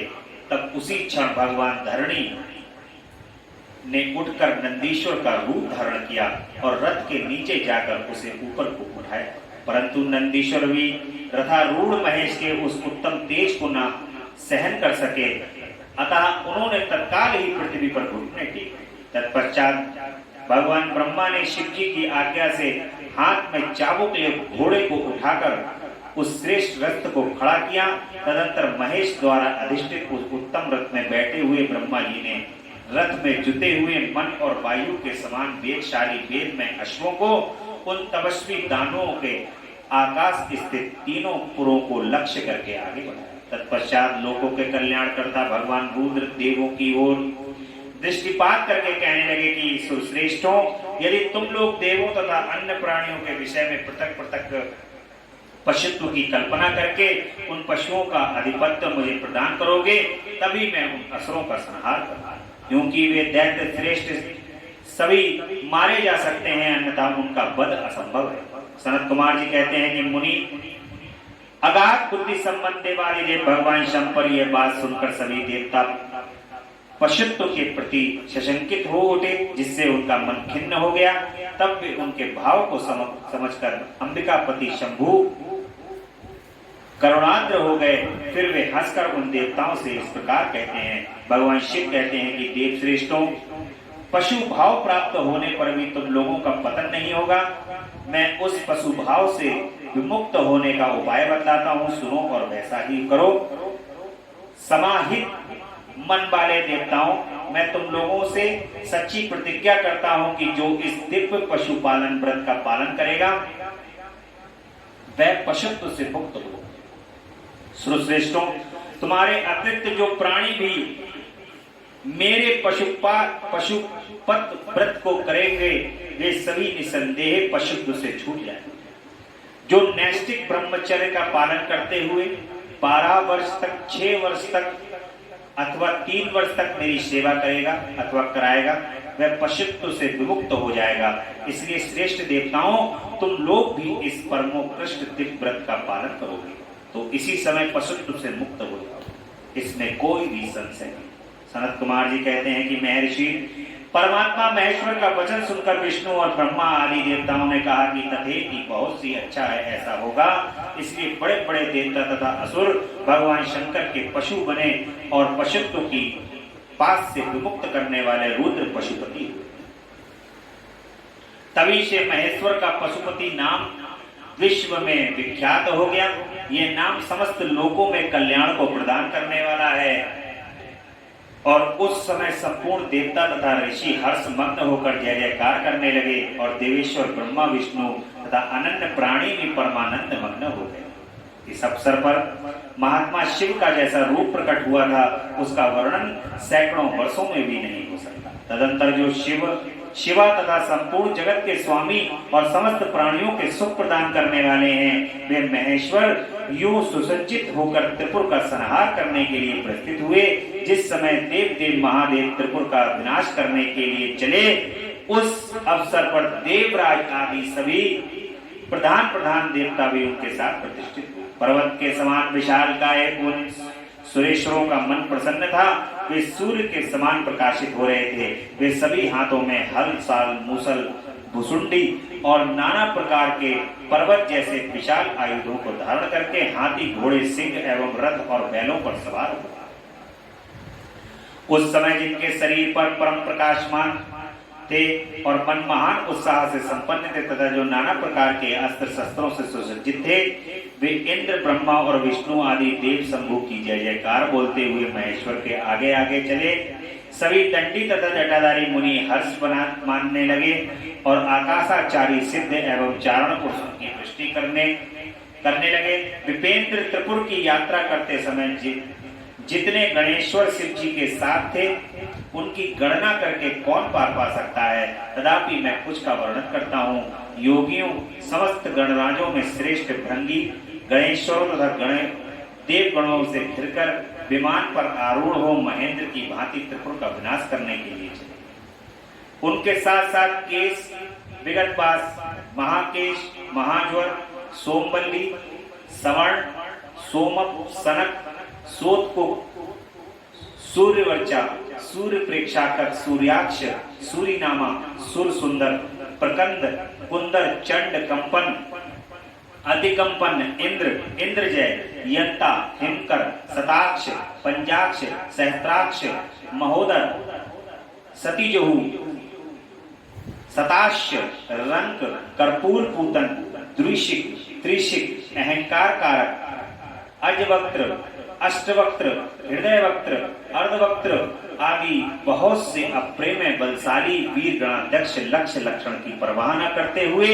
महेश्वर को घेर कर, व्यास जी कहते हैं कि तदंतर महादेव शंभु संपूर्ण सामग्रियों सहित उस रथ पर स्थित हो उन समुद्रोहियों के तीनों पुरों को पूर्णतः दग्ध करने के लिए उतर। उन्होंने रथ के तीर्थ स्थान पर जो उस महान अद्भुत धनुष पर प्रचिंता चलाई और उस पर उत्तम बाण का संधान करके वे रोषावेश से होंठ को चाटने लगे। फिर धनुष की मूठ को दृढ़ता पूर्वक पकड़कर और दृष्टि मिलाकर वे वहां अचल भाव से खड़े हो गए, परंतु उनके अंगूठे के अग्रभाव में स्थित होकर गणेश निरंतर पीड़ा ही पहुंचाते रहे, जिससे वे तीनों पुर त्रिशूलधारी शंकर का लक्ष्य नहीं कर सके। तब धनुष बाणधारी मुंज केस विरूपाक्ष शंकर ने परम शोभन आकाशवाणी सुनी। उस व्योम वाणी ने कहा कि ऐश्वर्यशाली जगदीश्वर, जब तक आप इन गणेश की अर्चना नहीं कर लेंगे तब तक इन तीनों पुरों का संहार नहीं कर सकते। अब भगवान गणेश की अर्चना पहले करनी है, क्योंकि भगवान गणेश को जो है भगवान शिव ने ही गणाध्यक्ष बनाया है और उनकी माता ने सर्वप्रथम पूजन के अंदर पूजनीय बनाया है। तो सबसे पहले भगवान गणेश का जो है वो कहा आकाशवाणी होती है और कहा जाता है कि इनका पहले अर्चन। ऐसी बात सुनकर अंधकासुर के निहंता भगवान शिव ने भद्रकाली को बुलाकर गजानन का पूजन किया। जब हर्ष पूर्वक विधि विधान सहित अग्रभाग में स्थित हो उन विनायक की पूजा की गई, तब वे प्रसन्न हो गए। फिर तो भगवान शंकर को उन तारक पुत्र महानवसी दैत्यों के तीनों नगर यथोक्त रूप से आकाश में स्थित दिख पड़े। इस विषय में कुछ ऐसा कहते हैं कि जब शिव जी स्वयं स्वतंत्र पर ब्रह्म सगुण निर्गुण सबके द्वारा अलक्ष्य स्वामी हैं, परमात्मा निरंजन पंचदेव में पंचदेवों के उपास्य और परमात्मा प्रभु हैं, वे ही सबके उपास्य हैं, उनका उपास्य कोई नहीं है, तब सबके वंदनीय पर ब्रह्म उन देवेश्वर महेश्वर के विषय में यह बात कुछ नहीं है कि उनकी कार्य सिद्धि अन्य की कृपा पर अवलंबित हो, परंतु मुनि उन देवादिदेव वरदानी महेश्वर के चरित्र में लीलावश सब कुछ घटित हो सकता। अस्तु, इस प्रकार जब गणाधिपति का पूजन करके महादेव स्थिर हुए, तब वे तीनों पुरकार व शीघ्र ही एकता को प्राप्त हो गए। मुनि उन त्रिपुरों के परस्पर मिलकर एक हो जाने पर महान आत्मबल से संपन्न देवताओं को महान हर्ष हुआ। तब संपूर्ण देवगण सिद्ध और परमर्षि अष्टमूर्तिधारी शिव की स्तुति करके उच्च स्वर से जय जयकार करने लगे। उस समय ब्रह्मा और जगदीश्वर विष्णु ने कहा कि महेश्वर, तारक के पुत्र, उन त्रिपुर निवासी दैत्यों के वध का समय भी आ गया है विभु, इसलिए ये पुर एकता को प्राप्त हो। अतः देवेश, जब तक ये त्रिपुर पुनः विलग हो उसके पहले ही आप बाण छोड़कर इन्हें भस्म कर डालिए और देवताओं का कार्य संभालिए। मुनि तदंतर शिव जी ने धनुष की डोरी चढ़ाकर उस समय पूज्य पाशुपात्र नामक बाण का संधान किया और वे त्रिपुर पर छोड़कर विचार करने लगे। शंकर जी ने जिस समय अपने अद्भुत धनुष को खींचा था उस समय अभिजीत मुहूर्त चल रहा था। उन्होंने धनुष की टंकार तथा दुस्सह सिंहनाद करके अपना नाम घोषित किया और उन महाअसुरों से ललकार कर करोड़ों सूर्यों के समान प्रकाशमान उन भीषण बाणों को उन पर छोड़ दिया। तब जिनके नोक पर अग्निदेव प्रतिष्ठित थे और जो विशेष रूप से पाप का विनाशक तथा विष्णुमय था, उस महान जाट जुलमान शीघ्रगामी बाणों ने उन त्रिपुरवासी दैत्यों को दग्ध कर दिया। तत्पश्चात वे तीनों पुर भी भस्म हो गए और एक साथ ही चारों समुद्रों रूपी मेखला वाली भूमि पर गिर पड़े। उस समय शिव जी की पूजा का अतिक्रमण कर देने के कारण सैकड़ों दैत्य उस बाण स्थित अग्नि में जलकर हाहाकार मचा रहे थे। जब भाइयों सहित तारकाक्ष जलने लगा, तब उसने अपने स्वामी भक्तवत्सल भगवान शंकर का स्मरण किया और मन ही मन महादेव को देखकर परम भक्ति पूर्वक नाना प्रकार से विलाप करता हुआ वह उनसे कहने लगा। तारकाक्ष कहता है कि भगु, आप हम पर प्रसन्न हैं, यह हमें ज्ञात हो गया है। इस सत्य से के प्रभाव से आप ही कब भाइयों सहित हमको दत्त करें। भगवान जो देवता और असुरों के लिए अप्राप्य है, वह आपके हाथ से मरण रूपी दुर्लभ लाभ हमें प्राप्त हो गया है। अब जिस योनि में हम जन्म धारण करें, वहां हमारी बुद्धि आपकी भक्ति से भावित हो। मुनि यूं तो दैत्य विलाप कर ही रहे थे कि शिव जी की आज्ञा से उस अग्नि ने उन्हें अद्भुत रीति से जलाकर राख की ढेरी बना दिया। व्यास जी और भी बालक और वृद्ध दानव जो शिवाज्ञानुसार उस अग्नि द्वारा शीघ्र ही जलकर भस्म हो गए। जहां तक कि उन त्रिपुरों ने जितनी स्त्रियों और पुरुष थे, वे सब के सब उस अग्नि में उसी समय दग्ध हो गए थे। और कल्पांत में जगत भस्म हो जाता है, उस समय उस भीषण अग्नि से कोई भी स्थावर जंगम बिना जले नहीं बचा। किंतु असुरों का विश्वकर्मा अविनाशी मैं बच गया, क्योंकि वह देवों का अविरोधी शंभु के तेज से सुरक्षित और सतत विपत्ति के अवसर भी वे महेश्वर का शरणागत बना रहता था।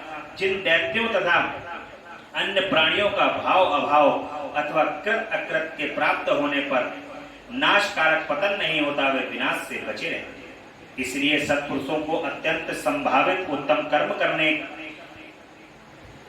कर्म के लिए ही प्रयत्न करना चाहिए, क्योंकि निंदित कर्म करने से प्राणी का विनाश हो जाता है।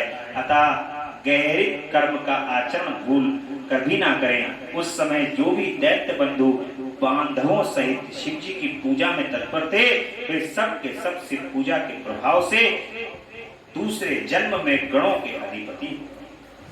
इस प्रकार से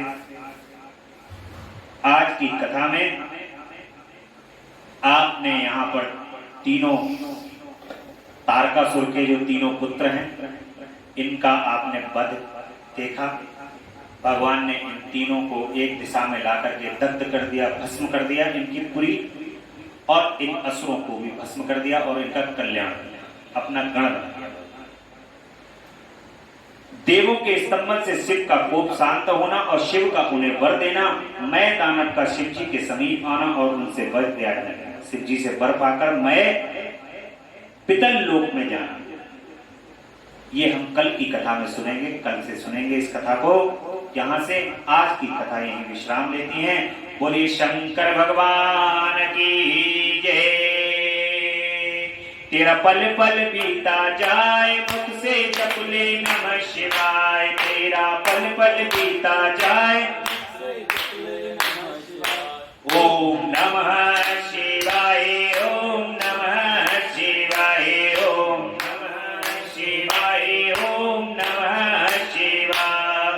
हे मुसाफिरी जब पूरी होगी, चलने की मजबूरी होगी। मुसाफिरी जब पूरी होगी, चलने की मजबूरी होगी। अवसर खाली न जाए, मुख से जप ले नमः शिवाय। तेरा अवसर खाली न जाए, मुख से जप ले नमः शिवाय। ओम नमः शिवाय, ओम नमः शिवाय, ओम शिवाय, ओम नमः शिवाय। नमः शिवाय, नमः शिवाय, नमः शिवाय, नमः शिवाय, नमः शिवाय, नमः शिवाय, नमः शिवाय, नमः शिवाय, नमः शिवाय, नमः शिवाय, नमः शिवाय, नमः शिवाय। अवसर खाली न जाए, मुख से जप ले नमः शिवाय। तेरा अवसर खाली न जाए, मुख से जप ले नमः शिवाय। ओम नमः शिवाय, ओम नमः शिवाय, ओम नमः शिवाय, ओम नमः शिवाय। बोले शंकर भगवान की जय, महामृत्युंजय भगवान की जय। बोले हर हर महादेव, हर हर हर महादेव, हर हर महादेव। शिव शंभू कैलाशपति जगदम्बा